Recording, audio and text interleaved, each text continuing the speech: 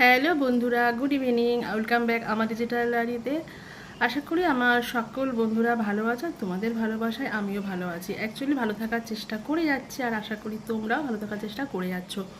তো যেটা বলার জন্য চলে আসলাম, প্রচণ্ড ঝাল লেগে গেছে। আর আজকে সন্ধ্যেবেলা টিফিনটা কি করছি জানো? তোমরা কিন্তু প্লিজ দেখে কেউ হাসবে না। দেখো কি খাচ্ছি।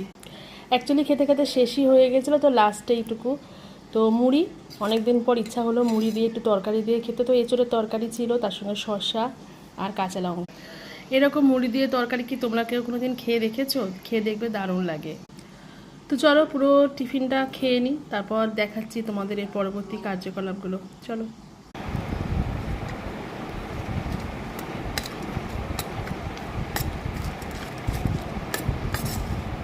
আমরা জানি মেদিনীপুরের লোকেদের খাবার হচ্ছে মুড়ি।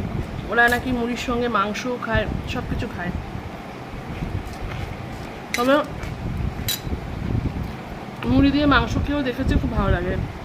আর চিড়ে ভাজা দিয়ে মাংস খেতেও কিন্তু খুব ভালো লাগে।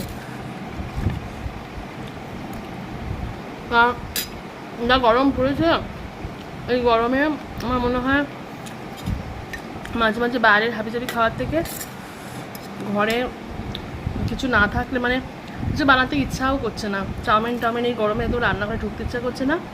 এদিকে খিদে পেয়েছে, তো ভাবলাম মুড়ি দিয়ে তরকারি দিয়েই খেয়ে নিই। সেটাই তোমাদের সঙ্গে দেখাচ্ছি। অ্যাকচুয়ালি খাওয়াটা শুরু করেছিলাম অনেকটাই খাওয়া হয়ে গেছে। তো শেষ মুহূর্তে ভাবলাম আরে এটা তো ভিডিও করে শেয়ার করা যেতে পারে, দুটো শেয়ার করলাম। আর আমার তো ঝাল লেগেছে না, কথা বলছি পুরো তুতলেই যাচ্ছি। চলো জল খেয়ে নিই। আর প্রায় 1 বোতল জলই আমি এখন খেয়ে নেব। আর আমি এখন আবার ওপরে চলে এসেছি বাপের বাড়িতে। আর এই দেখো, সিঁড়ি দিয়ে উঠতে নামতে আমার অবস্থা খারাপ। পটল ভাজা 4 পিস, এই দিয়ে আজকে মাকে ভাত দেবো, ঠিক আছে? ওই তোমরা ভেবো না আমি এই দিয়ে দিয়েছি।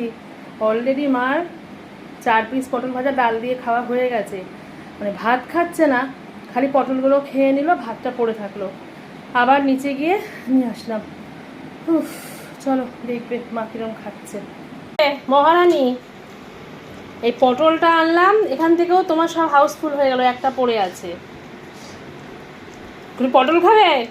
তাহলে পটল ভাজা আর ভাত তো দেখো, ওইটুকু ভাত তখন থেকে নকর চকর করে যাচ্ছে। আর দেখো গরমে পুরো কাহিল হয়ে গেছে। আর এই ঘরটা হচ্ছে আমাদের সেই, কি বলবো আর, সারা বাড়িতেই একটা ঘরেই একটাই এসি। সুতরাং কি করব, গরমকালে যে যেখান থেকে পাচ্ছে হাঁপিয়ে যাচ্ছে।